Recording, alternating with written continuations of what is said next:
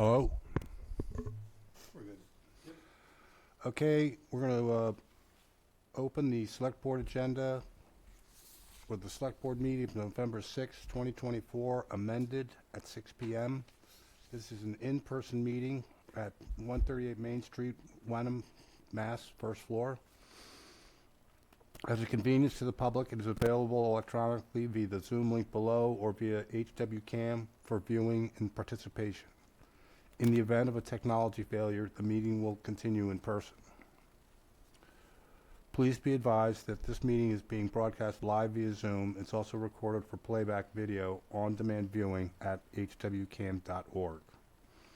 Please note that other than call to order, all times are estimated. Items may be taken out of order. And it is 6:01 on 11/6/2024. I move to enter executive session.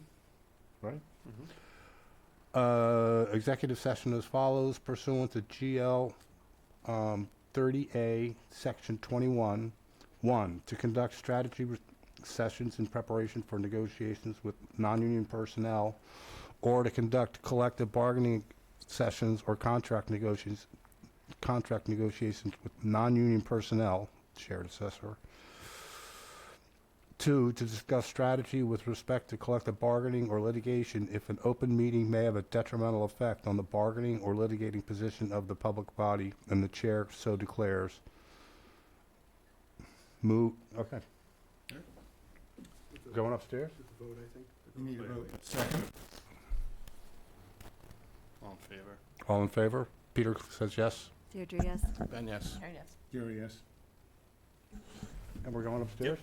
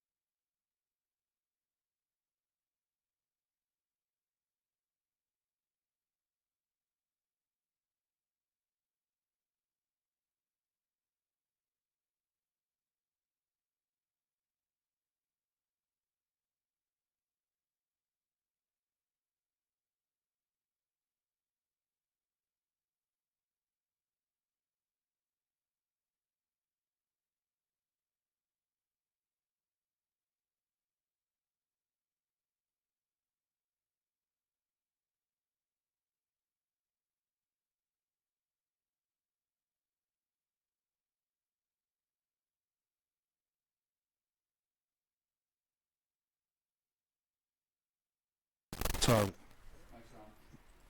Okay, cool, thank you. start there? Yep. Public input, purpose for public comment on matters First, following. you gotta move to return. I think, Okay, I move to reopen the select board meeting of November 6th at 6:41. Second. All in favor? Yes. Yes. Yes. Yes. All right, back to public input. Yep. Purpose for public comment on matters falling within the jurisdiction of the select board and not on the current agenda. Note, public comment on specific agenda items with a public comment period will be deferred until those items are reached. Rules, 2 minutes per person. A person may speak only once, 10 minutes in total. All participants. Me again? Someone on Zoom. Do we have people on Zoom? Test. All right, we're good, Nick. Back. All participants wishing to address the select board during public comments may do so in person or via Zoom by virtually raising their hand. Speakers must identify themselves by name and street address. The select board may not deliberate or vote on matters discussed during public comment, but are not on the agenda. Hi, Stacy Matternick, 3 Dexter Lane. Following up on last meeting at the Select Board meeting on October 8th, Ms. Parati cited a brief from 7 years ago, and I asked for more current information. And she also then said that there was a newer brief as of 2024. I read through that brief, the updated brief, and if you read footnote 2, it says that the regional school districts were excluded from their analysis. So I just want to again reiterate that this is not relevant information to Wenham or Hamilton being a regional school district. And also bothered that I didn't see any researched information that might oppose the view and weigh in. There have been towns and cities who have added about 1,600 or so units, and they have seen an increase in school costs. And I just would say, if we're going to post that information on the website, is someone going to stand behind that information to claim that at full build-out of 1,100 units for both Hamilton and Wenham for 3A, that the school enrollment will not impact school costs with the increased enrollment? Also, just want to thank you for posting the minutes of after June 18th through 8/27, and I hoping that they can stay current, as I'd like to see even special select board meetings on the website as well, since you're approving those minutes tonight, some of those meetings. And I'm wondering why some of the minutes are not approved in a timely manner when minutes are submitted to the select board in a timely manner. As you can see the date on the minutes when they're sent over for approval by the recording secretary. And I'd also like to see if we can update the postings for upcoming meetings on the website to be current. I know they're on the calendar. Tonight's meeting was posted on the website as of November 4th. Yes, it was on the calendar, even in the amended agenda. It was on the calendar, I should say. And also, I am again requesting to add time to citizen comments to 3 minutes per person, as Hamilton does. And just asking that we all, be courteous and open to information and emails and not be dismissive. And I know, we all have different opinions and we can agree to disagree. And I just think that, we should all be nice to one another. And I know it's hard for you guys as a select board. It's hard as citizens coming up to try and find the information, and we're just trying to get information, and we may have different opinions. So thank you.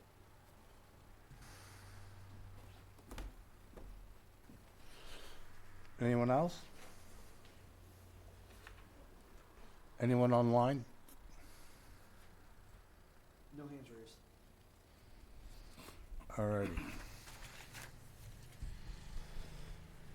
Okay, well, let's start with the town administrator's update and town announcements, please. Couple updates. One, just a quick a discussion point with the board is we'd sent out the email, an email about last week about a police ceremony that Chief DiNapoli would like to host on December 3rd at 5:30.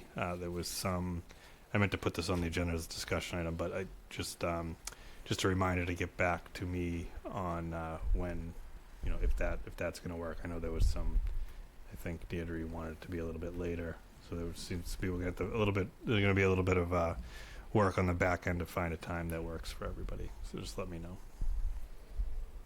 Deirdre, what time were you thinking? I just asked if it could start at 6, if we didn't have executive session instead of 5:30, so that we could lead right into the meeting. 5:30 is hard for me, so I accept the 6. 6. Okay. If you had seen the Comtrack fiber trucks have been outside for the last couple weeks or week and a half everywhere. So that's the fiber going in. That the IT migration is fully underway. So we've started migrating some of our information over to the Danvers servers. Obviously, the fiber ring is being installed as we speak, and then we'll be making the final terminations in the different switching locations of the town buildings. I also wanted to mention Kathy Tomasello passed away over the weekend, and she was our COA van coordinator, and I believe Jim is here to say a few words.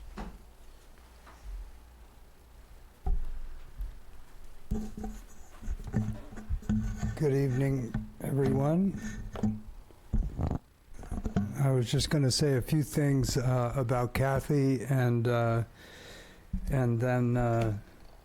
kind of a few things about important matters as it relates to seniors and putting things in order, and then otherwise, just close with a very short prayer. So Kathy started in March of 2013. I started in August. So I've been with her for 11 years. She, to my knowledge, never really took a day off, despite my encouraging her to take days off. She liked to work. And she was a true New Yorker through and through. You know what the most common phrase in New York is? Hey, I'm walking here. She was a tough lady, and she really impressed me over time with what she did to she bought her own house and lived in a house on the backside of Lord's Hill for 25 or 30 years. She was from the very start. The odds were against her. She was born in 1.5 pounds, and she survived every one of her siblings. She worked really hard, she occasionally she'd venture off to Linfield, but otherwise she pretty much went from her work to the Council on Aging and performed her duties as well as anyone I could have hoped for. So, at one point I had to write her directions to get to Iron Rail because she'd beat a path home and to the Council on Aging and never really ventured out or knew where many things were, but she was great, and we'll miss her. She had a aortic aneurysm 2 weeks ago, and went to Beth Israel, where she was put on life support, and they took the life support off this Sunday, and she lived for a couple hours and then passed. But it's it leaves a hole in her heart. But we know she's at peace. a couple of things that have come to me as a result that I think will be useful going forward to reiterate for others that are maybe living at home or alone is the importance of naming your power of attorney and your healthcare proxy, as well as having a will. Good idea. And then possibly also a DNR if you're homebound and having trouble with mobility-wise and so forth. The other thing I think that any of the emergency services people would agree is a great thing to find on a person's refrigerator is a file of life.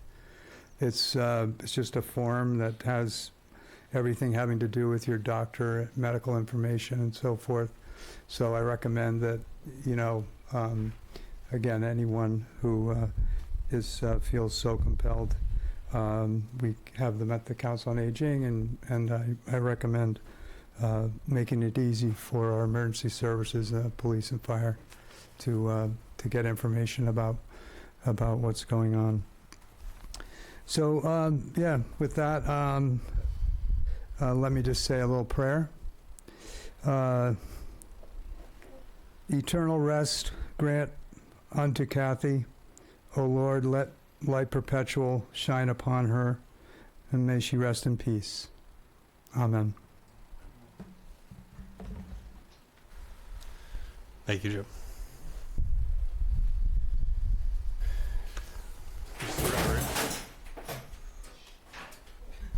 That didn't sound good. Is it working? Test? Good. That's a reminder that Veterans Day is on Monday, and the town hall will be closed in honoring our veterans and celebrating the 101st anniversary of the peace treaty to end World War I. We'll be holding a remembrance at Allen B. Cheeseman Memorial, Pingree Park at 10:15 a.m. And a ceremony at Veterans Memorial corner of Main Street and Arbor Street at 11 a.m. Immediately following the ceremony will be light refreshments served at the fire department. And finally, I had an update on the election day typed up here, but I'm happy that Diane's here. So I wanted to, just quickly before she gets up, she has a nice recap for you guys, just to thank Diane for, a flawless day and all the, all the staff that supported her in her efforts. It was well coordinated and well run, especially with a change of venue. So kudos, Diane. Love coming up here. Thank you for having me. Diane Bucco, 73 Topsfield Road, and your town clerk.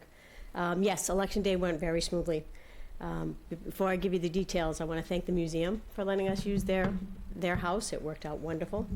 I want to thank the DPW and Mike Hardy for all their assistance. They helped move all the equipment over, set it up. They helped me break it down this morning. I'd still be doing it if I was by myself. Public safety was amazing. Police and fire were aware of our situation and what we were doing, and we're watching out for everybody, so one less thing that we all had to worry about. The election officers were unbelievable. They worked so hard to ensure a safe, smooth, efficient, democratic process. So the unofficial results are posted on the website, but the important data in my mind at this point is the turnout. We had about 82.5% turnout, which is pretty good. And the next question you guys, or most people ask, is what was the breakdown between Election Day and voting early? So Election Day probably saw about 40% of actual people that walked in. And then the other, I guess it would be 60%, voted early in one way or another, because you can vote early by mail or vote early in person. And the vote early by mail is higher than the vote early by person. All these numbers might change a little bit because ballots can still come in and count, but I don't anticipate a lot coming in. But over the years, the turnout for Wenham has been, so if we had 82.5 this year, 2020 we had 90%, and that included early voting. 2016, we just had absentee voting, was 87%. Both those years were higher. 2012 was 82%. And the interesting piece I found in 2012 and 2016 is about the same percentages we had this year, but this year we had over 15 days of voting. So it's the same amount of people, it's not any more people. So going forward, tomorrow is it's not the raffle, it's the lottery that the state must pick. I don't remember if it's 2% or 3% of the precincts in Massachusetts to have an audit. It's not a recount, it's an audit of our processes. So if they choose Precinct 1 or Precinct 1A in Wenham, I have it scheduled for Tuesday, the 12th at 2 o'clock. The other thing that is scheduled for next week is a required post-election tabulation, which is scheduled for Thursday, the 14th at 10 for any ballots that arrive here by Friday that have a postmark from the Postal Service of November 5th. All those times are open to the public. Anyone can come. Love talking about elections. And that's the scoop on elections. Thank you, guys. Thank you for voting. Really well done. Thank you, Diane. There's no more updates. What? So, Steve and I are resurrecting something that other select board people, I think Diane might have actually done this, where we're going to have office hours on Wednesdays in between our select board meetings. So the first one is going to be next Wednesday, the 13th at 5 p.m. in Town Hall somewhere. We haven't quite figured that out. But it's allow people, if they have issues, if they have questions, if they have suggestions, they can come in and directly speak to Steve and I. And hopefully that's just going to improve communication. All right. So that's all I have to say. Anyone else? I have a couple quick announcements from the schools.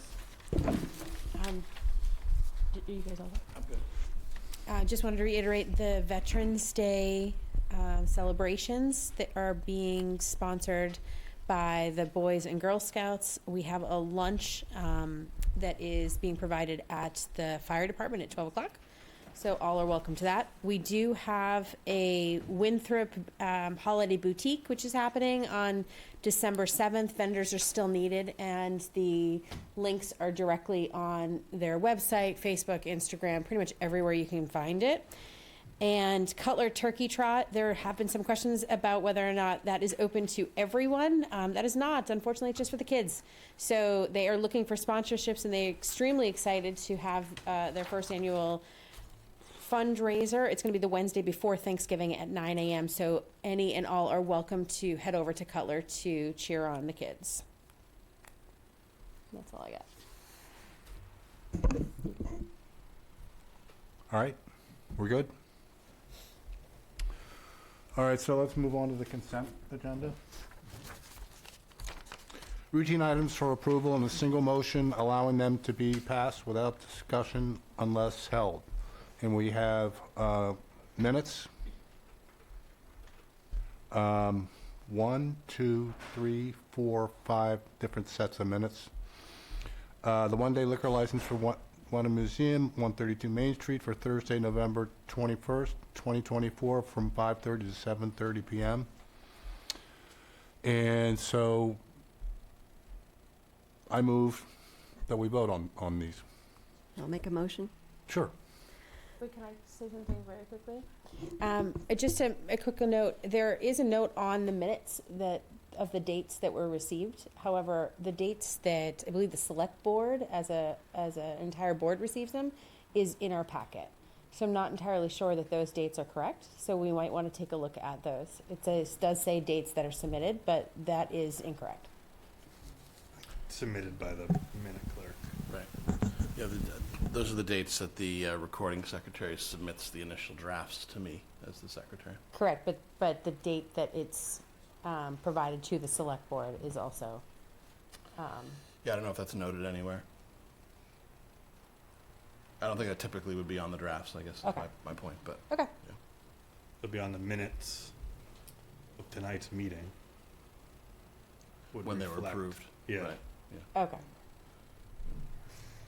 Okay. all set. I move to approve items A through B in the consent agenda as printed in this evening's agenda. Second. Guys ready to vote? Yes. Peter says yes. Deirdre, yes? Ben, yes. Jerry, yes. Okay, we're moving on to new business, items for individual consideration. These items will allow for public comment, 10 minutes. Purpose, this comment period will allow for public comment on individual and will be held before or after the board's discussion of the agenda items at the discretion of the chair. Rules, 2 minutes per person. A person may speak only once, 10 minutes total per item unless noted on the agenda item. And so we'll go to C. Oh, going to L.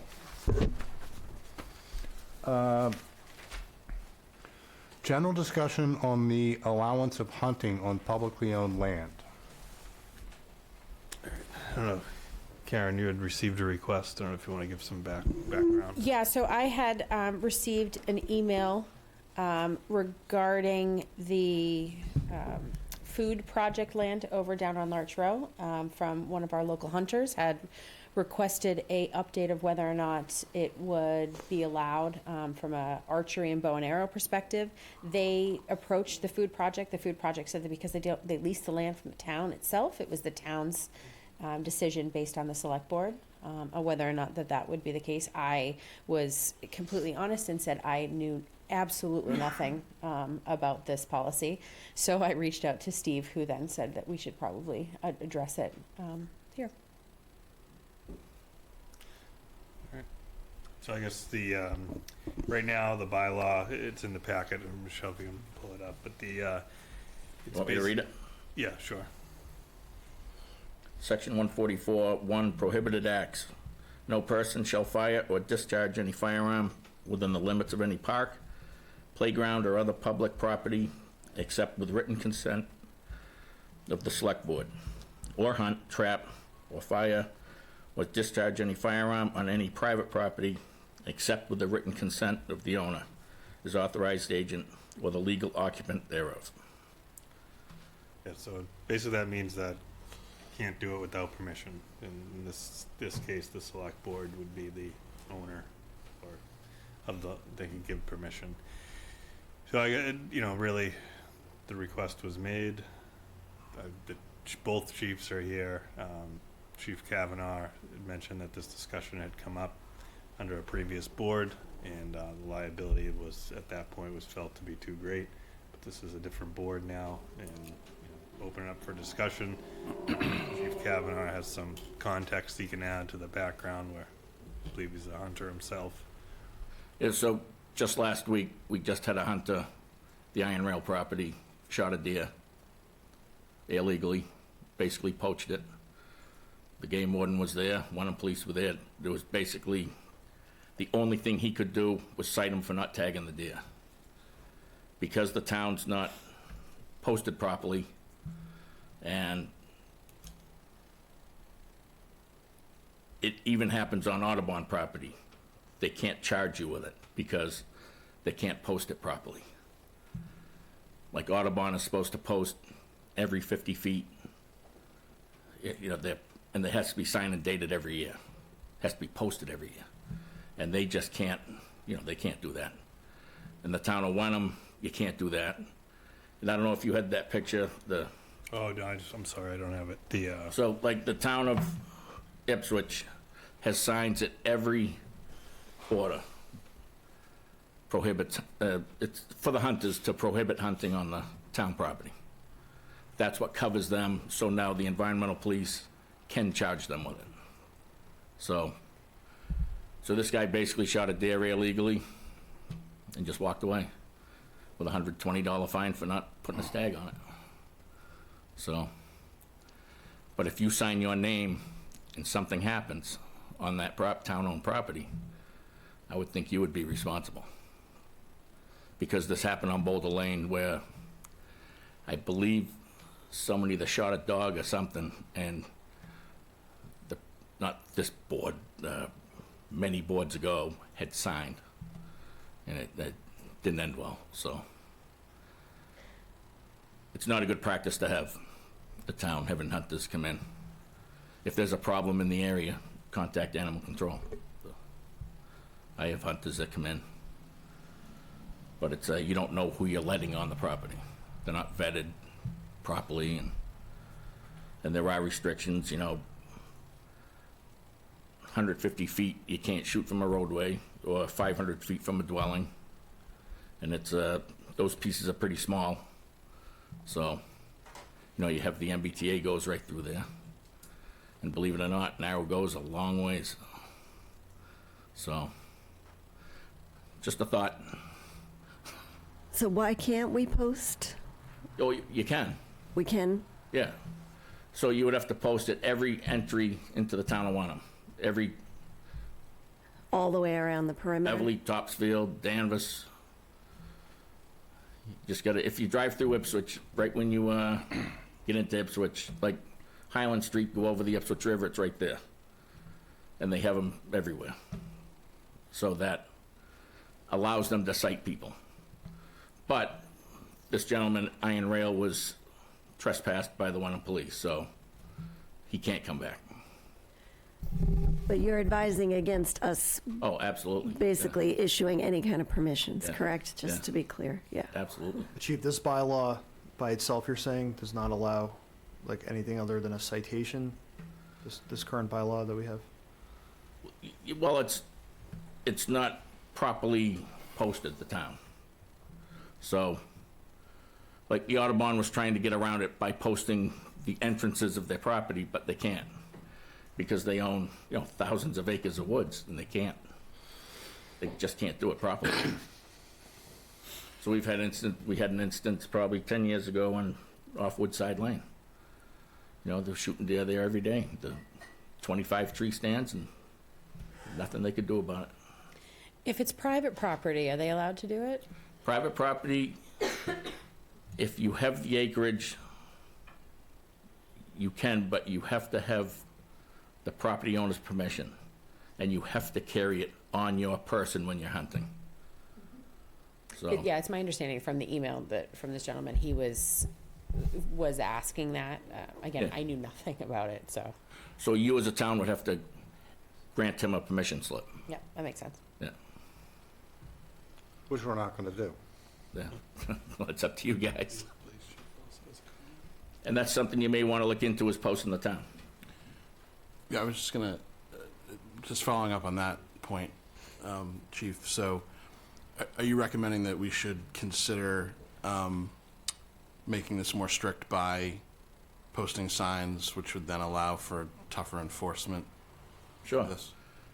But I would also make sure it's clear with the ones that's what they're looking for. Because it's, I know the town of Essex did the same thing, but they added trapping, hunting and trapping, I believe. So, We have Chief DiNapoli on Zoom. Go ahead, Chief. Hi, good evening. Weigh in. Can you guys hear me okay? Yes.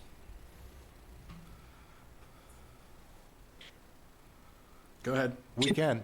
Oh, okay, good. Yeah, I just wanted to agree with Chief Kavanaugh. We did reached out to environmental police as well, along with when they were on scene and had interaction with our officers at the incident that Chief Kavanaugh is discussing, and they just spoke of the signage requirements. That would be pretty extensive if we were going to go that route, but I'm in agreement with Chief Kavanaugh relative to the potential liability that it would open up to the town. I agree with the chief. Great, thank you for that. yep. In retrospect, it's nice to get that email. We can start the process of figuring this out. And there are 3 deer hunting seasons, if you didn't know. It's, they fall into each other. Archery is October 7th to November 30th. Shotgun is December 2nd to December 14th. And primitive firearms, which is muzzleloader, black powder, is December 16th to the 31st. But during shotgun season, you can also use the lesser weapon, which is archery and primitive firearms.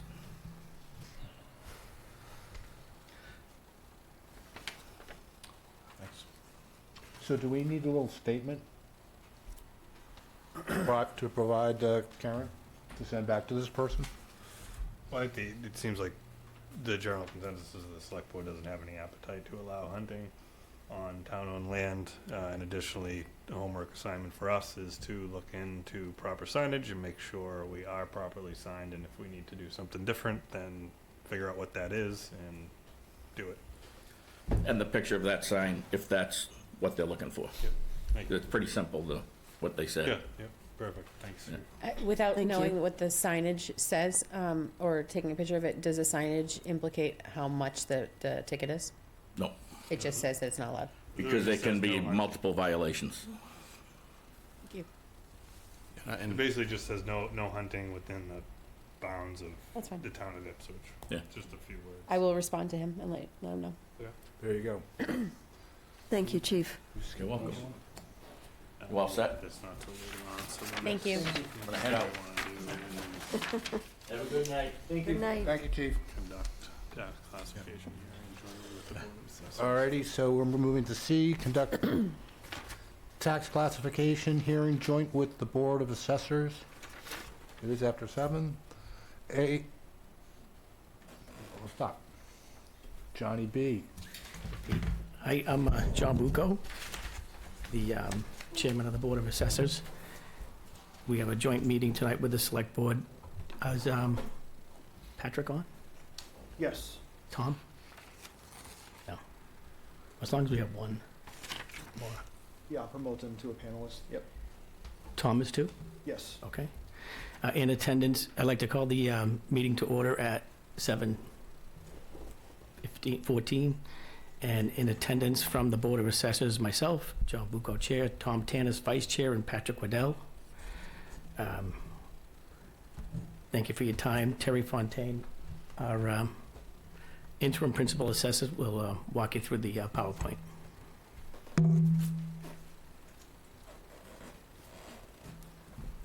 Thank you, John. Thank you, Tom. Thank you, Patrick, for your support. And thank you to the Select Board for your time this evening. Also, thank you, Michelle, for manning the PowerPoint presentation for me. The Board of Assessors would like to inform you that our fiscal year 25 values have been certified, which allows the board to vote on the 4 options before you this evening. And I will walk you through those options and attempt to answer any questions that you might have. Next slide, please. So the 4 options are, well, first we should note that the Select Board is not setting a tax rate tonight. That will be done by the Department of Revenue. But the Select Board is voting on 4 options that would impact the tax rate.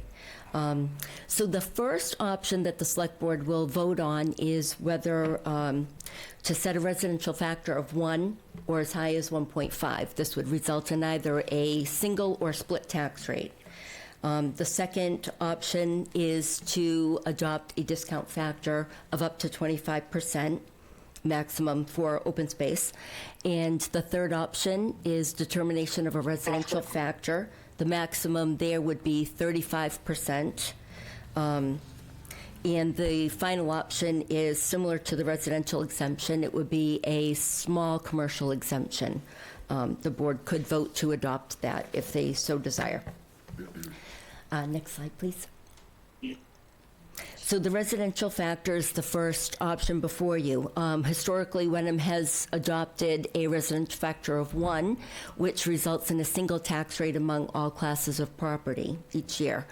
Similarly, Topsfield, Manchester by the Sea, Hamilton, all historically have adopted a residential factor of 1 with a single tax rate. Beverly and Danvers, having much more commercial property, larger commercial base, do shift the tax rate, but that doesn't, in our opinion, apply to Wenham. So if the Select Board voted for a residential factor of 1, that would be a single tax rate among all classes. The next slide does show some potential impact that shifting the rate would have on the residential and commercial classes. So, shifting the rate to the maximum, which is 1.5, would save a little bit of money for the residential, the average residential property, and increase the average commercial property tax bill significantly. The Board of Assessors recommends adopting a residential factor of 1, as has historically been the case. Can I answer any questions?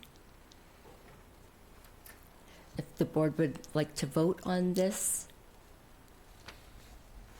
Do we do them one at a time? Well, yeah, just do A. Do you want to move it? Go ahead. Okay. I'll move that the Board of Selectmen select residential factor of 1 for the residential and commercial tax rates. Second. Ready to vote?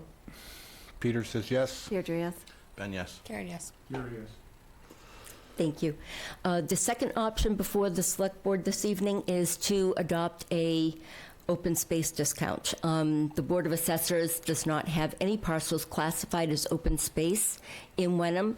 Therefore, it's not recommended to adopt an open space discount, as there would be no impact, no tax relief. Can I answer any questions before the Select Board votes on this? Okay, so I move to not adopt an open space discount. Second. Ready to vote? Peter says yes. Deirdre, yes. Ben, yes. Karen, yes. Here he is. Okay, the third option before the Select Board is the adoption of a residential exemption. This could be as high as 35%, which is the maximum. It would shift the tax burden from owner-occupied properties onto rental properties or second homes. So in Wenham, that's, very few. This is typically seen in properties like, communities like Nantucket, where there is a significant number of second homes. Also Cambridge, where there is a significant number of rental properties. So the Board of Assessors does not recommend adoption of a residential exemption. And I'm happy to answer any questions if there are any. Take a motion. Move to not adopt a residential exemption. Second. All right, ready to vote? I vote yes. Deirdre, yes. Ben, yes. Karen, yes. Here he is. The final vote, final option to be voted on by the Select Board this evening is similar to the residential exemption. It's for a small commercial exemption. The maximum here would be 10% of value. Similar to the residential exemption, it would shift the tax burden within the commercial class from smaller commercial properties to larger commercial properties. Currently, Wenham has just 15 parcels classified as commercial, so there's no real benefit shifting the tax burden within those 15 properties, in our opinion.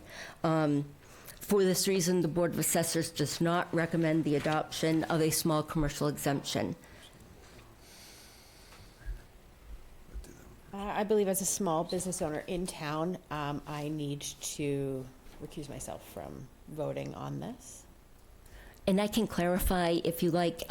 So the exemption would not be for the business owners. It would be for the property owners. So any property in town, and we have 15 parcels, that have a small business operating in them, the property would get the tax exemption, not necessarily the business owner, if that helps. Thank you. Okay. Anyone want to make a motion? Move to adopt, move not to adopt a small commercial exemption. Second. Ready to vote? Peter votes yes. Deirdre, yes. Ben, yes. Here he is.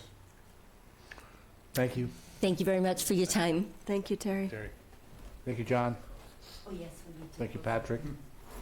We just have to close the Board of Assessors meeting. We close the Board of Assessors. Thank you. Thanks.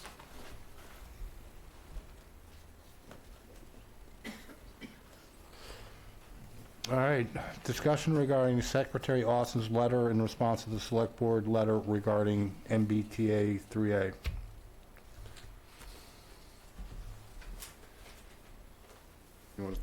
Any comments? Is there anything we didn't expect here? Sure. Is there sorry, just before you start, is there a copy you could put up for, thank you. Do we need to open it up for discussion before we dive into it? I'm sorry? We need to open it up to discussion. Want public comment Public before comment? or after? Any public comment?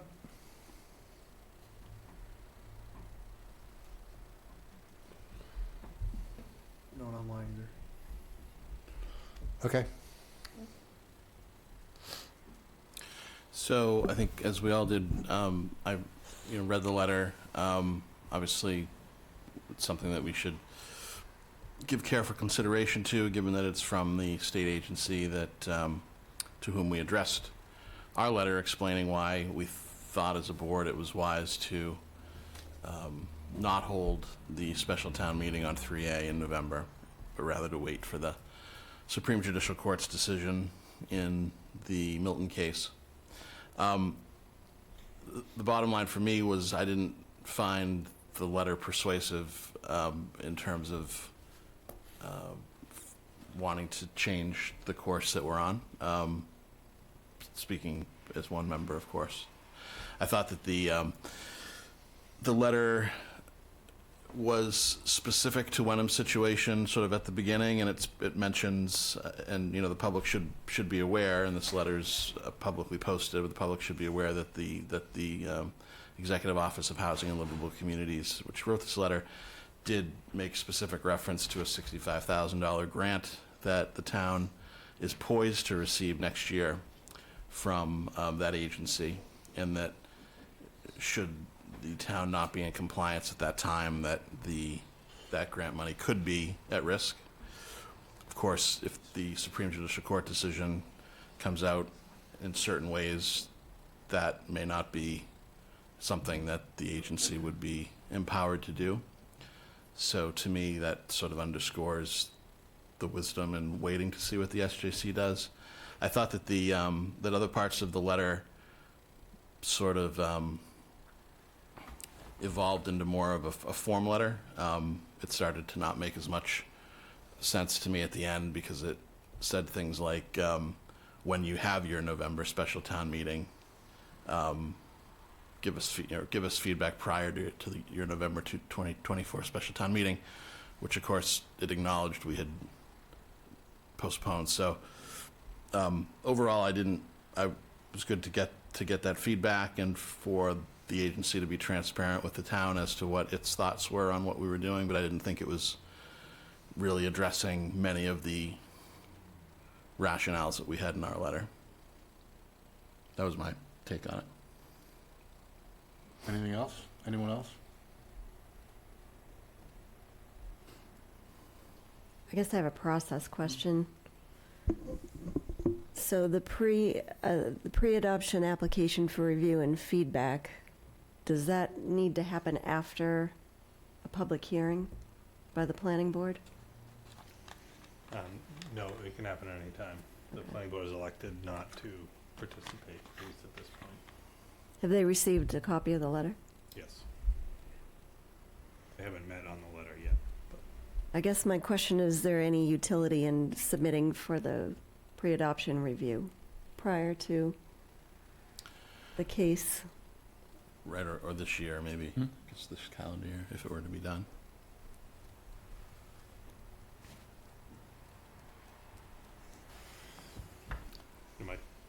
my thought is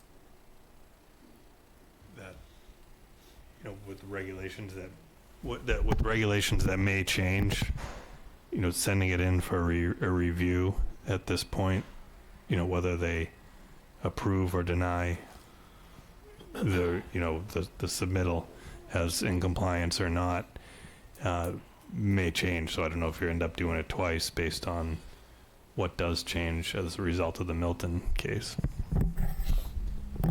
The planning board fully supported not submitting. So. All right.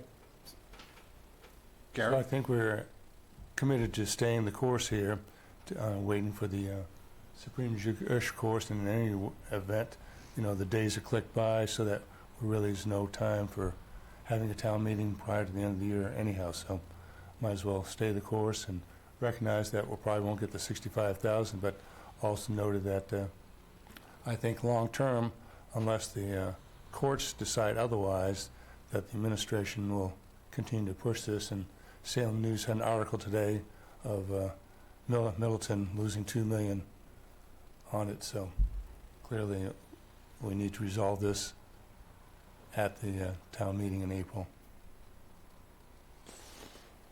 Okay. Move to old business items for individual consideration.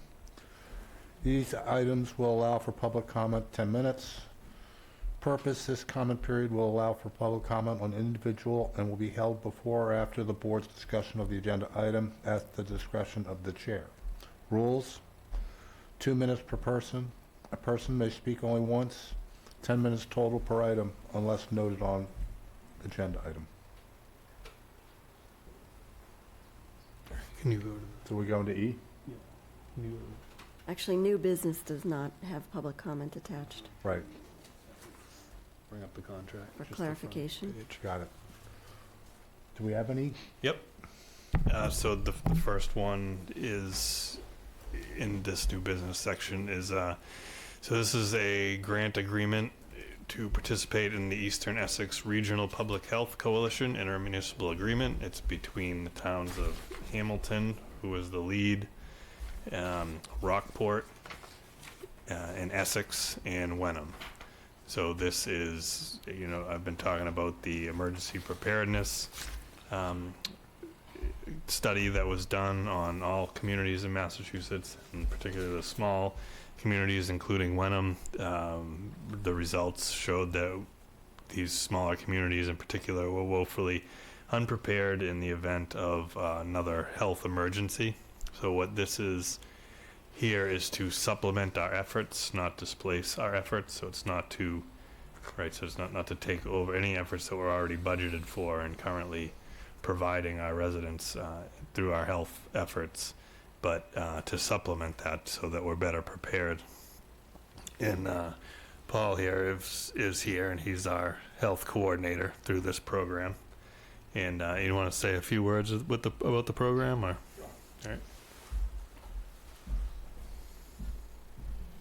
All right. My name's Paul. I'm the Regional Shared Services Coordinator for the grant. So basically, it's between the 4 towns. It's already been in process for 2 years, 2.5 years or so. It's just time to update the IMA and get it re-signed off by Select Board.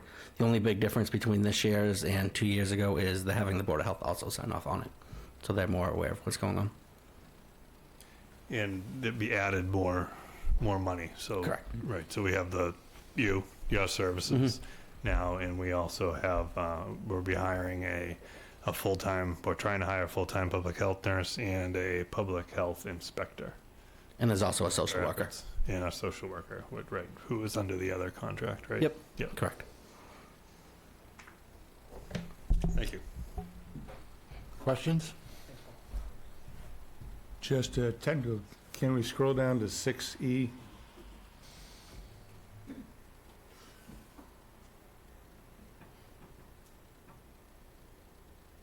So I think there has to be some wording change there, because suddenly on the second line, the term committee comes up, and I don't think there is a committee anywhere. It's advisory board? Or what committee Well, are I we think what we referring have to there? establish, if I understand correctly, part of the change in the motion is, assuming that the subject to the Board of Health's adoption of this. So part of the change is that an advisory board has to be made up of a member of, is it myself, a member of the Select Board, a member of the Board of Health, that is going to kind of work to advise the community on the efforts. I believe it's just the Board of Health and somebody that they appoint as a backup. But that's the advisory board, right? That's the advisory board, right? So what is the committee? Oh, then you may be right. I was thinking that was the committee.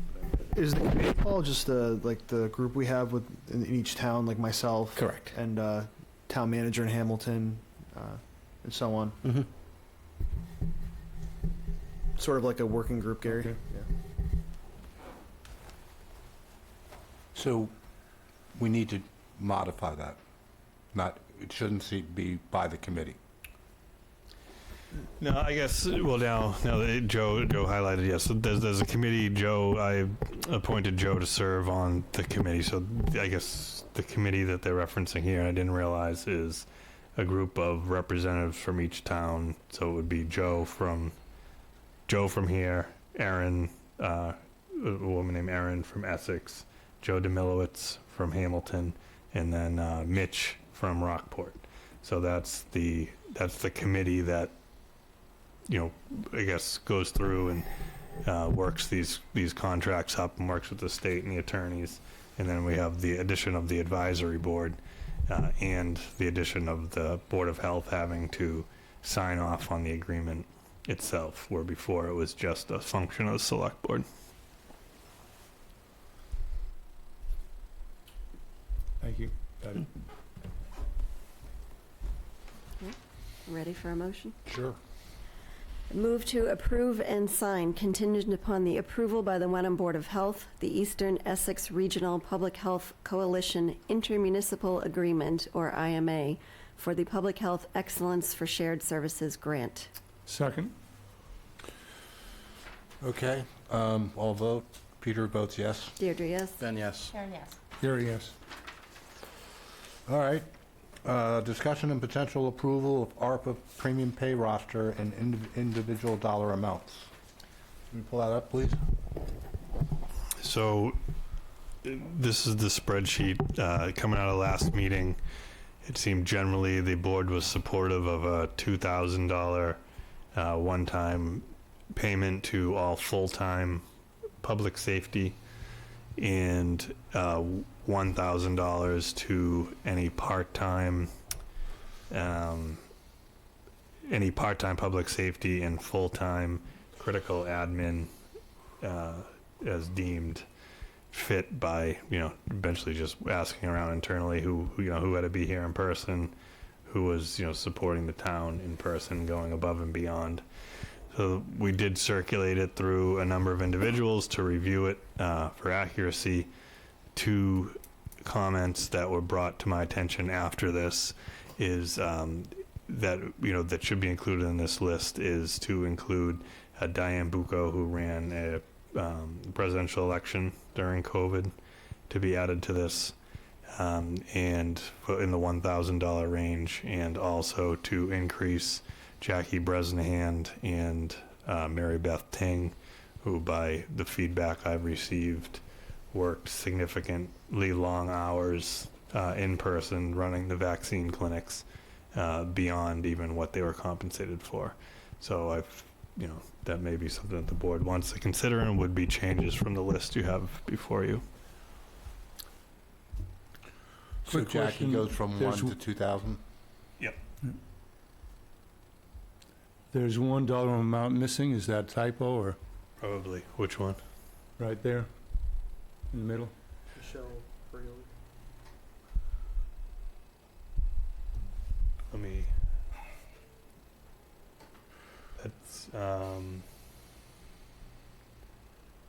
That's a typo. Good catch. Can I just ask a question? Yep. Can you go up to the top of the list, please?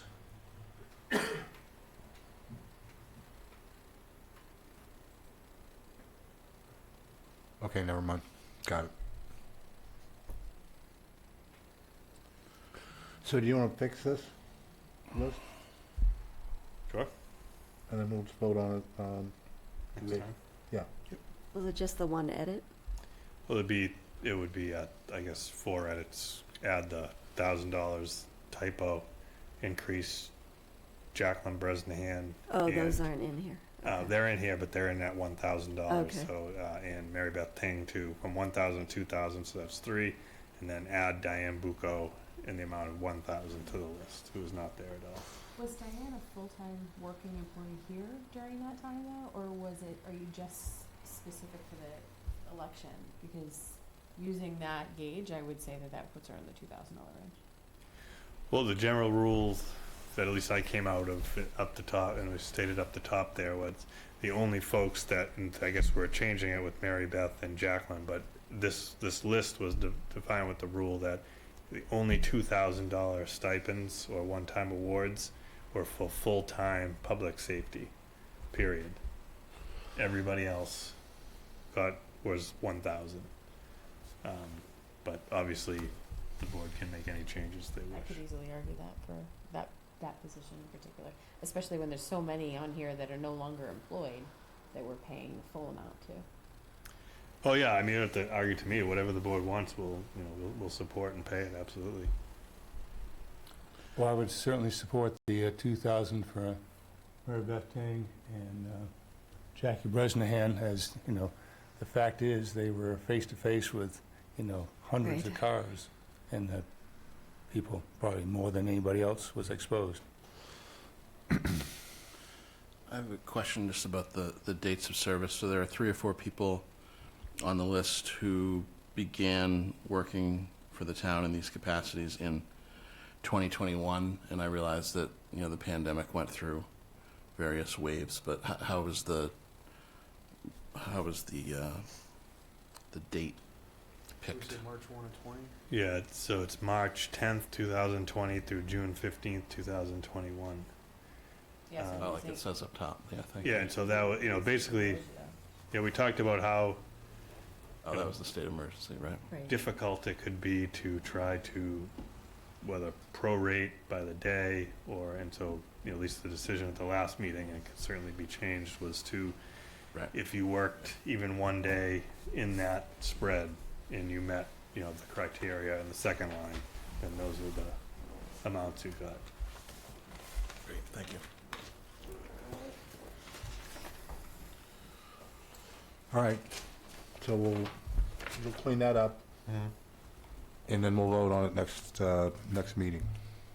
When is the payout looking to, are we doing it before the end of the year? Jeff, what do you think? Payout, if they vote next meeting, how long do you think it takes to run the checks? Would 17th, no, 21st. I hate to speak on behalf of Belinda and Janet, who actually have to do the payroll, but I'd say it's possible to get it done before year end, but it could be that just logistically it falls into. Okay. Yeah, just a note on that. If we vote tonight Yeah, you on could vote certain as things, amended. I mean, and, it's a, yeah, because to get that 2 people before the end of the year would truly be recognized as a morale boost. Yeah, I mean, if you vote tonight, I mean, the issue we would have, I mean, I just think Belinda's out this week, but she'll be back next week. Thursday. Yeah, I think that's doable. Thank you. One other question, and this may be best answered by Clerk Bucco. Diane, did you have an assistant clerk during the 2020 election? Administrative assistant. Okay.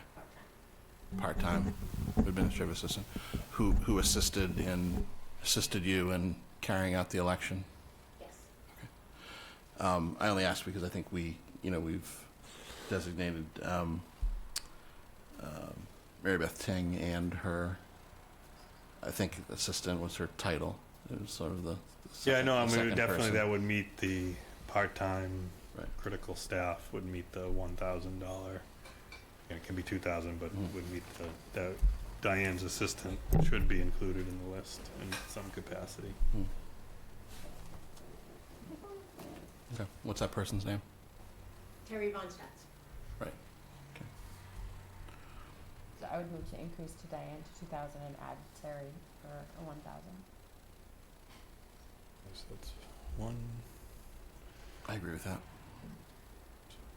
2, 1. Jackie. And Jackie and Maribeth. Yeah. Would go up to 2 each, yeah.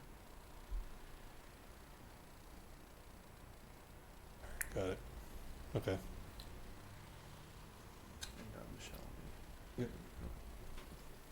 And Michelle. Motion? Go ahead. All right. I move that the Select Board approve the ARPA premium pay roster and individual dollars amounts with the amendments as discussed. Second. All right, ready to vote? Peter votes yes. Deirdre, yes. Ben, yes. Karen, yes. Gary, yes. And Jeff, can we have an update at the next meeting to ensure that the payments are gonna be made by this year? Thank you. Discussion and selection of a date to hold the annual budget kickoff meeting. We have one ARPA. more discussion, vote to finalize ARPA funding. Appropriation. Oh, excuse me. Discussion and potential vote to finalize ARPA funding appropriations. Do we have Kate on the line? No, she's not here tonight.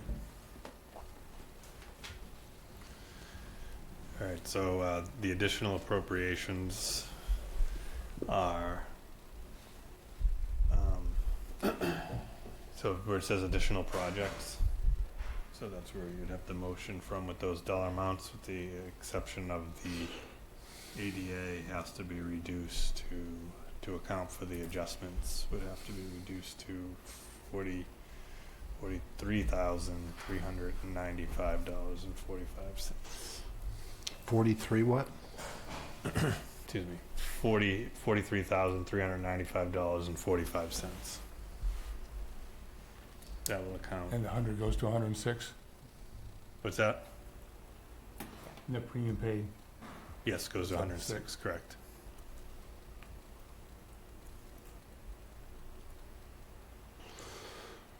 All right.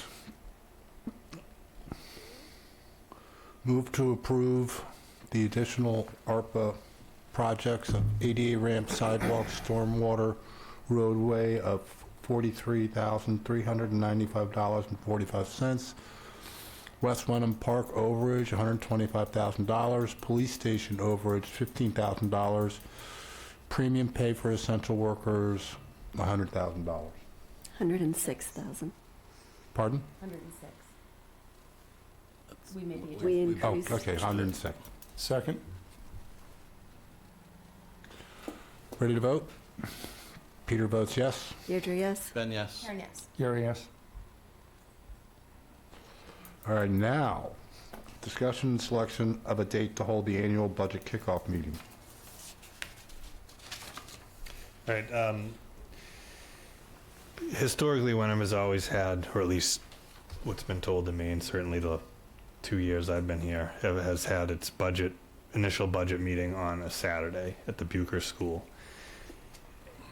Last year, I believe we received a couple comments from the Select Board and also the FinCom to maybe explore, well, the FinCom is mostly all new, but the prior FinCom to possibly explore abandoning the Saturday and splitting it up over 2 evening nights. I've asked around, staff generally doesn't care one way or the other, so that's really not a consideration. So I would kind of, right now, we've been working as it's going to be the first Saturday of December, is the way we've been working, but I figured I'd throw it out there if you want to change it. Yeah, I'm not available that day. Okay. On that day, on that Saturday? Yeah, that Saturday is the Winthrop Boutique. And so we're hosting that, and then I also have Nutcracker tickets to take my daughter, so unfortunately that will take priority. On the master schedule, wasn't the meeting set for the 14th? Is that what it was? Is that the? We can do it the 14th if that works better than it for everybody. I thought it was the first Saturday. Just put my calendar up. I can do the 14th if that's the preference of the board to stick with the Saturdays. 14th works for me. What time are you thinking? Last year, I believe Nine?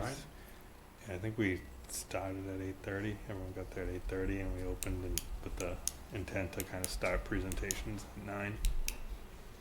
And then finish up so that we can all go to Bruce Across America at noon.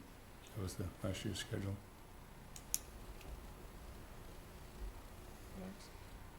Is that on the 14th again? Yes, yeah. So get the two things scheduled on the same day. And All right, We'll leave it to 4. December 14th at 8:30. sounds good. Bucher? Yes, Bucher Cafeteria. All right.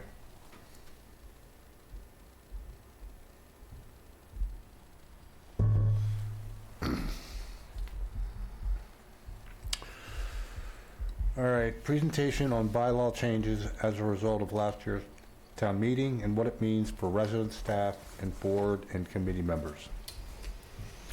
All right, Mr. Passamato is going to give you an update on the presentation he put together.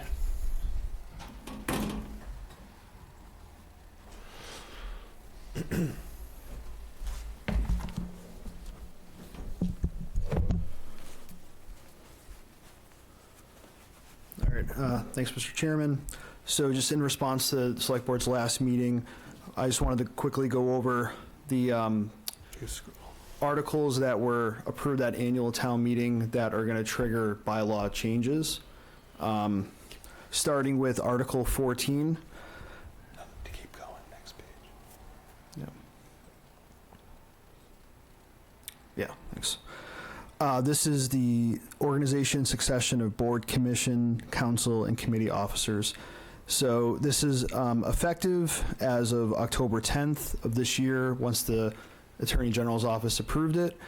And this essentially says that all board and committees in Wenham will reorganize either at the first meeting following annual town meeting, or if it's a new board or committee within 30 days of creation, and will elect the following officers.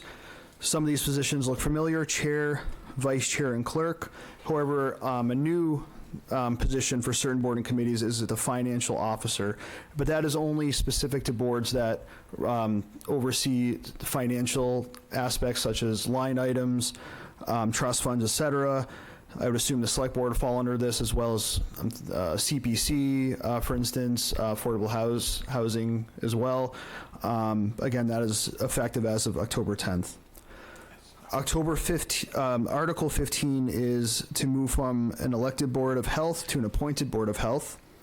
And this is actually on hold because even though it passed at annual town meeting, it has to go on the ballot next year, or at the next local town election. So that is pending. Same goes for Article 16. This is from, this is going to move an elected Board of Assessors to appointed again. It passed at ATM, but it has to go before the voters the next local election. So that is also pending. Article 18 is amending the zoning bylaw. This is actually, because it's a zoning change, it actually was effective right after annual town meeting, right after the approval at annual town meeting on April 6th of this year. This bans outdoor storage or stockpiling of scrap metals, scrap vehicles or vehicle parts, inoperable electronics or appliances, construction debris, or similar materials or junk in the residential districts, in the front yard of any lot, within the setback areas of any rear or side yard of any lot, and outside of the setback areas of a rear or side yard of a lot, unless such stored or stockpile of materials is in a single location not exceeding 200 square feet. I believe the original bylaw said 600. It's not here, but also just note that if there is an adjacent lot held in common ownership, they'll be entitled to the same 200 square foot rule, but it will only fall under rear and side yards outside of their setback areas. So it's a little, just wanted to mention that as well. Article 19 is the ban of single-use plastic bags. This bylaw change is technically in effect as of October 10th, after the AG approved this. However, there's going to be sort of phasing out to be hopefully completed by December 31st of this year. So establishments, this bans plastic bags, but establishments may offer reusable bags or recycled paper bags to customers at the checkout or point of sale. Just note that businesses may charge a fee, however, for any recyclable paper bag or reusable bag they offer. Customers still, however, can use bags or other containers, provided that they bring their own. However, it is highly encouraged to bring their own reusable bags. Finally, the Article 21 is the CPC term limit change. This was effective as of October 10th after the AG approved it. It's all members of the CPC, a Community Preservation Committee, whether at large or serving by designation via another board or committee, such as HCC, for instance, shall be appointed for a term of 3 years. Any member at large or designated after serving for 3 consecutive terms shall be ineligible for reappointment until after the next annual town meeting. So essentially, if there were any members as of today that have served more than 3 terms of 3 years, they would be ineligible to serve until the succeeding annual town meeting 2025. So that's what I have here. Are there any questions on any of these articles? So I just suggest that perhaps, especially in Article 14, that the Select Board send a letter to all the other committees, remind them that essentially at the next meeting they should be appointing the additional positions if they haven't already done so, especially the finance officer. And I think Jeff is ready to coordinate with those financial officers, right? Yeah, well, yeah, part of that, and Joe, you can do probably, but we received a question on clarification of the duties, so Gary, you might want to get together, you and I, and work out like what we see as, or what you visioned. I know generally what they want to do, but we probably should make something a little standardized so that everybody knows when they accept the position what they're getting into. And additionally, we on the paper bags, we only have a few parcels that are actually coded or land use commercial. So, to be safe, we're just going to work with assessing and send the 15 or 20 letters to those individuals, just letting them know. Most of them wouldn't use plastic bags anyways, but just letting them know the bylaw change so they're not surprised. Does that apply to at-home businesses as well? I believe so. I believe any type of retail, if you're selling it. Mm-hmm. Thanks, Steve, for the reminder of the courtesy letter. Yeah, no problem. Thanks. Just one comment, Joe, regarding Article 18. Thank you for your excellent summary of all of these. Article 18, as was the case with, I think, 19 plastic bags, are both very lengthy, so you, as you pointed out, just summarized parts of it. But I did want to point out for anybody listening and hearing about Article 18 for the first time that if you could keep it there, thanks, Michelle, right there, thanks. The unless such stored clause, that modifies just number 3. So the way it's set up, it almost looks like it modifies 1, 2, and 3, but it is just number 3. So in other words, the stockpiling isn't supposed to occur in a front yard, period, in the setback areas of rear or side yards, period, but it can be outside of the rear and side setbacks if it meets that limitation. So just wanted to point that out, that unless clause only goes with 3. And then I won't get into all 5 of these, but the bylaw also includes 5 exemptions for things that don't count as stockpiled materials. They're sort of common sense exemptions. Yard waste, brush, right? Right, Compost. materials stored within a structure properly authorized, if it's pursuant to a building permit, that sort of thing. So that's all in the language of the bylaw, but I just want to make sure people know that there are sort of some common sense exemptions to that too. Thank you. Thank you, Joe. Thank you. Appreciate it. Moving on to Jay. Let's do it. Discussion. Is this the one we're skipping? Discussion on potential vote. Yep. Okay, skipping that. Discussion and potential vote to approve the notary services policy. And if you want to pull that policy up, please, Michelle. And just before that, the reason why we're skipping the other one is the ARPA.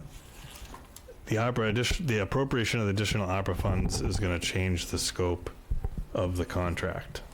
So, and maybe we might get a little better price. So we're going to go back to them with the additional funds, because this was to do up to the point where we know we had money to do. So it's minus the playground equipment and exercise equipment. So with the ARPA funds will be inclusive of the exercise and playground equipment. It was my understanding that Kate needed approval by today in order to be able to move forward with the contract. Are we looking at potentially losing the contract? No, I mean, I talked with Kate and Vicky today, and they both said it's probably, we can just amend the contract and to include the additional funds and scope and have the board vote at their next meeting. It didn't seem to be an issue when we talked about it today. Would it help, Kate, if we voted tonight with the amended ARPA? We know the amounts. I mean, you could certainly vote on the contract as presented, and we can move forward with that and then have a separate contract for the additional work.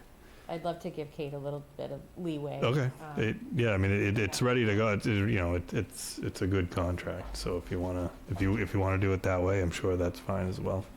But you can't amend it because the whole contract's going to be different. You have to sign it, and I don't know what the scope is going to look like. Chairman. So we'd end up with two separate contracts instead I believe of just... so. I believe that's the way it would do it if the board wanted to approve this so they can start buying their stock. Because I think part of the rush was to, if there was a rush, but if you said it was to get so they can start buying the material, because the weather's going to start changing and getting what they could do done before the ground freezes, and assuming it's going to freeze this year at all. But I know, so, I guess I don't see a reason why we couldn't have two contracts, and that by signing this one wouldn't prevent us from just moving forward with as things are designed, and then just extending with a different contract the additional scope of work that includes the exercise equipment and the playground. I would like to give her some. So do you want to make a motion? Yes, so the motion would be to approve the West Wenham Park Improvement Project Agreement with the Belco Landscaping LLC. Second. Ready to vote? Peter Clay says yes. Deirdre, yes? Ben, yes. Karen, yes. Gary, yes. There we go. All right, so now we're back to the notary policy. Notary services policy, excuse me. Yep, so this is something Joe and Diane worked together with to come up with a notary service policy that the Wenham, town of Wenham does not have. Diane, I don't know if you want to speak quickly. Sure. Never say no. Diane Bucco again. So notary services traditionally are a service that are offered to town residents. It has become huge over the past few years. Banks aren't doing it. It's very difficult to find a notary. And it's just been flooding the offices. So I don't want to take it away, because when you need a notary and you're a resident and you can come to town hall and get it, it's really important. It's great. I think we should limit it just to Wenham residents. So that would be helpful, so people aren't coming from Hamilton, which is a town hall that does not offer notary services. But I also think it should be a quick service. So things like wills, power of attorneys, real estate documents are often multiple notary services on one document. So it's more time consuming. I also think a notary is just witnessing the signature. I'm not reading any legal documents. I don't know anything about most of them. But I feel like maybe they should be going to someone with a little bit more experience than me. So I think it should not be done right at the counter. So I think that's basically, and witnesses. The other issue was witnesses. People would come in to have something notarized. They need two witnesses. In the past, we would just pull out anybody that was working. I don't think that's fair to the other employees. They're not notaries, and asking them to witness. So we asked them, if you need a witness, you need to bring your own in. I think those are the major changes or conditions I put on it, or requests that you guys put on it. Are you the only notary in the town hall? Presently, I am.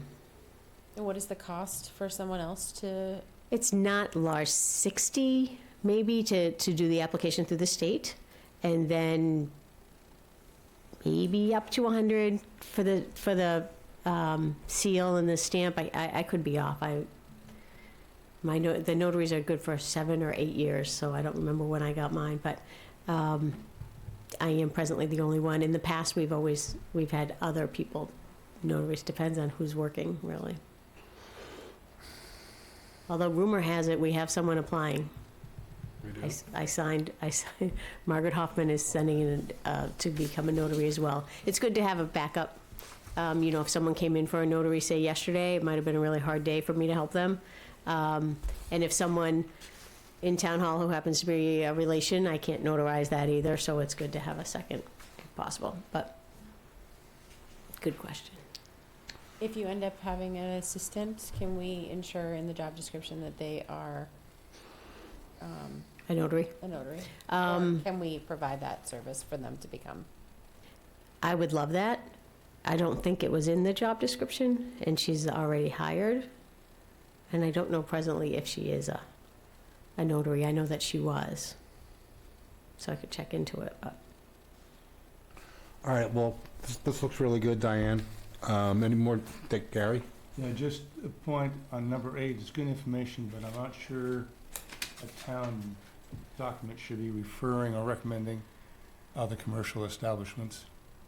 So I see that now. I'm not even sure where New York Mobile Notary is in Peabody, but there are chains that do notary services. There's the lawyers that'll do notary services. That's going to cost you money. But UPS stores and Staples stores are chains that offer notary services. I don't know what their hours are or when they're available or what they charge, but that if it's something that I can't do based on this, I think it's a good thing to have. Maybe not in the policy, though.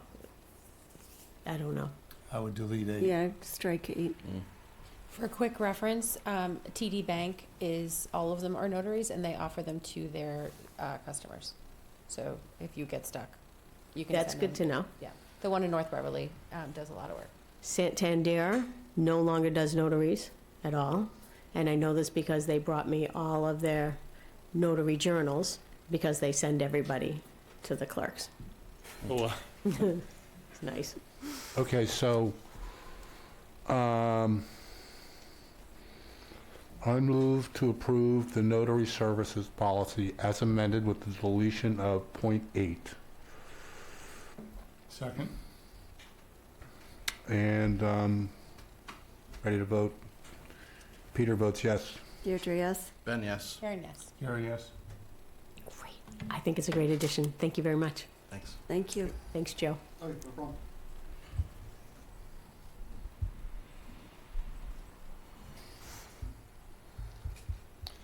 Oh, what do you think? We're at that place in the meeting. Yeah, Goals and objectives. broken record. Peter? Continued discussion and potential vote on the Wenham Museum request to place signage on town-owned land as part of their walking tour. Question answered. Love it. Oh. All right, actually, well, that's a good day. What's the woman? Is Emily? Yeah. Emily is here from the Wenham Museum. So, if you can pull up my memo, Michelle. Hi, Emily. Can you hear us? Hi, yes. Can you hear me? Yes. Yep, we can. Oh, awesome. So, Yeah, what would you like me to talk about? yeah, I don't know if the board. So, thank you for coming, Emily. So, generally, the board at the last, a number of meetings ago, the questions that you raised were: are the signs permanent? And yes, they are. Installation, how would it be affixed to the ground, and where would they be located? Maintenance, and the signs you can read, but the signs will be mounted. on posts similar to the Patton Homestead. The museum would work with the town to determine the best location on the site, and they would also be responsible for maintenance and ensure that they remain looking good and in good condition. They also do not have any objective in including the town's branding. So we thought we'd have, to maybe let the board make a decision on this tonight. We thought we'd have Emily here to answer any additional questions or concerns you may have on their request. I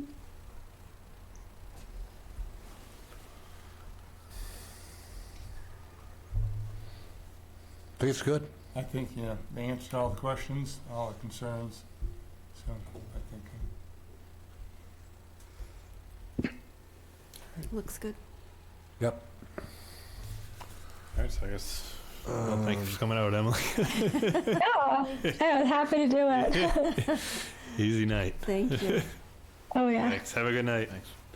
Thank you, too. Yeah. Okay, I move to approve the Wenham Museum request to place signage on town-owned land as part of their walking tour. Second. Wait a sec. No. I'm sorry, I read the wrong one. No, you didn't. I think you got Very it. good. No, it is. All right, I'm sorry. And there was a second. Gary, I think. Okay, ready to vote. Peter votes yes. Deirdre, yes. Ben, yes. Sure, yes. Gary, yes. All right, continued discussion and potential vote to amend the current Wenham Select Board policy scheduled meeting cycle.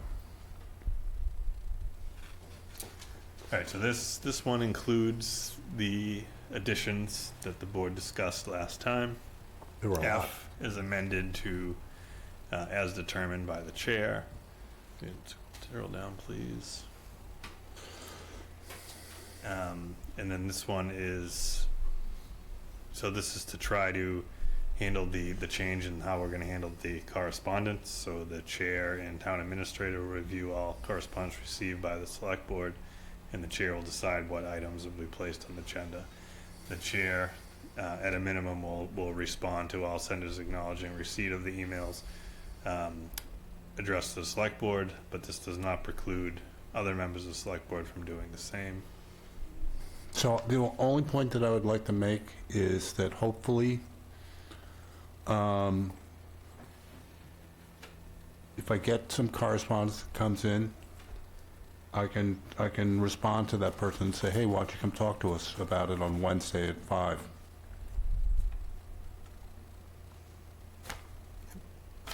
So that not everybody had to go up in front of the select board. Because we realized that was sort of potentially intimidating. All right. Okay. Sorry. And then, no problem. And then the number 9, so we're amending the post. Actually said Wednesday there, but that was incorrect. It was Thursday, so that was just a correction.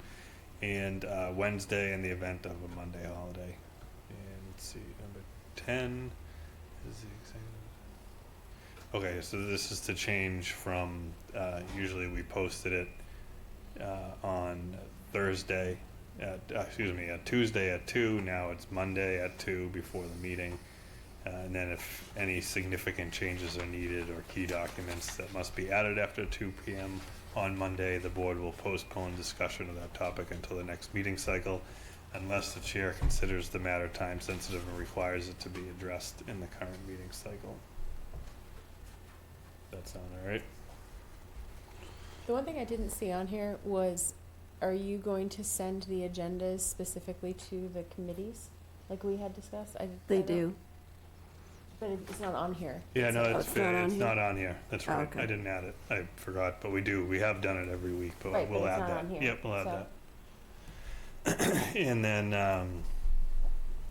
number 11 is distribution of the materials. So this is a little departure in how we've done it in the past.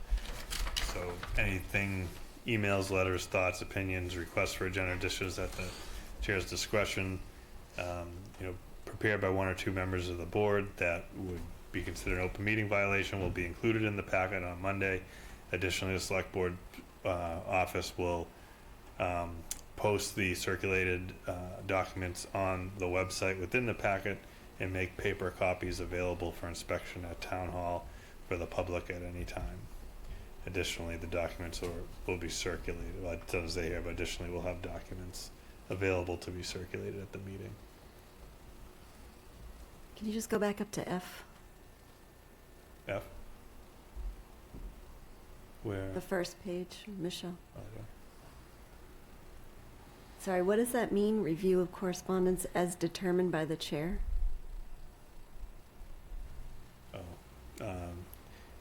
It's supposed to, sorry, review should say include correspondence. Oh, okay. Whether it would be, whether a particular piece of correspondence would be included on the agenda. Yeah. Well, because like the format of the meeting agenda, that's what, and it's listed. Yeah. So like it will include correspondence, but only the correspondence that's determined by the chair. That makes sense. Now it does. Yeah. That review threw you off. It did. You're not a mind reader? Come on. Not tonight. I think just because there are a lot of, red line changes in here, which are good to be able to see in that form tonight, but there's a few typos and bracketed placeholders and things, so maybe we could defer voting to approve this tonight, but get a clean version of it in our next packet. Yep, no problem. A few little typos, apostrophes missing and things like that, yeah. All right, seeing that we've been here for two hours and almost 15 minutes, Steve. Old business needs to begin with. I would like to put a motion that someone takes Peter's sentence on video and make a meme of him saying every single time. Next time first. Well, it's always going to be there. It's always going to be an old business, which So is at you the have end. to take but it you can first. take it out of any order you want. So it's on you, Peter. That's what Okay. he's saying. I got it. So I move that we adjourn the November 6th Select Board meeting at 8:13, and our next meeting is November 19th at 6:30. Second. Ready to vote? Did we want to start early that day? Didn't we discuss that, Peter, to start at 10? Start at 6 for the executive session? Is that going to be another executive? Excuse me, sorry. Yeah. December meeting, was it? Well, December is the ceremony for the police. Next want to do meeting, the we're next going one? to try to do executive Early. session with the finance committee. Oh. Okay, so we'll do 6. 6 would be great. Yeah, okay. Everybody ready? Yes. All right. I vote yes. Yes. Yes. Yes. Nice job.